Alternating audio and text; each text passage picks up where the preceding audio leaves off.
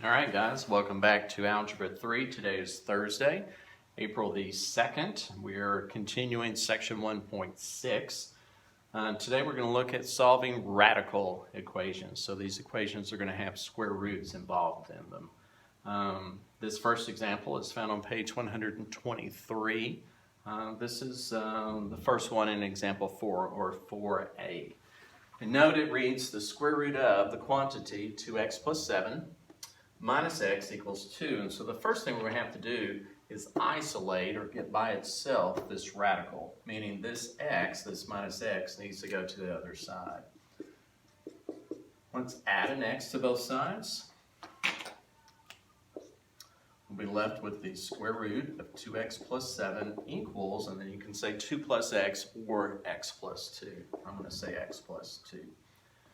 The radical is isolated as best as it can be, and one way to get rid of the radical is to take the square of a square root. Remember, this radical, this square root, is the same thing as the quantity 2x plus 7 to the 1/2 power, and 2 times 1/2 is going to eliminate the radical. What you do to one side of the equation, you must do to the other side.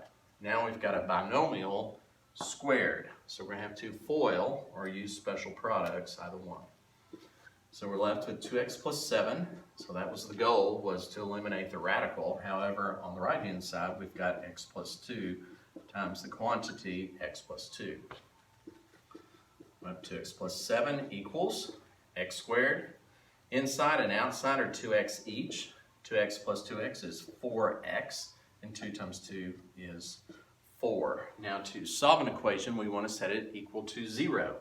So everything on the left side will be taken away from the left-hand side, also taken away from the right-hand side. I'm doing 2 steps in one.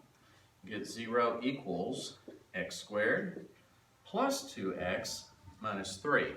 Now, when you get this trinomial, you can either try factoring or the quadratic equation. I'm going to try factoring, see what we get. Should have two binomials, x times x is x squared. We're looking for factors of -3 that when they sum together, they give us a positive 2. So the larger number is going to have to be positive. So I see a plus 3 and a minus 1 in our future. That gives us 3x minus x equals 2x.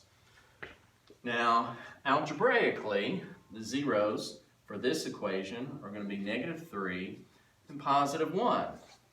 You're going to say, okay, I'm through. Yay. You need to go back and check your answers on these radical equations, because sometimes they do not always work. If we plug in 1, 2 times 1 is 2, plus 7 is 9. The square root of 9 is going to be 3, and 3 minus 1 is 2. So positive 1 works. Let's plug in -3. 2 times -3 is -6, plus 7 is 1. The square root of 1 is 1. So we can take the square root of a positive number. So this is going to be 1 when plugging in -3. This whole radical will be 1. But when we subtract a -3, that's going to be the same thing as adding 3. And 1 plus 3 is 4. 4 is not equal to 2. So although algebraically it works, logarithmically, or square root, it will not work. And so we discount it, we throw it out. All right, I'm going to stop the video, and then we'll do our next example.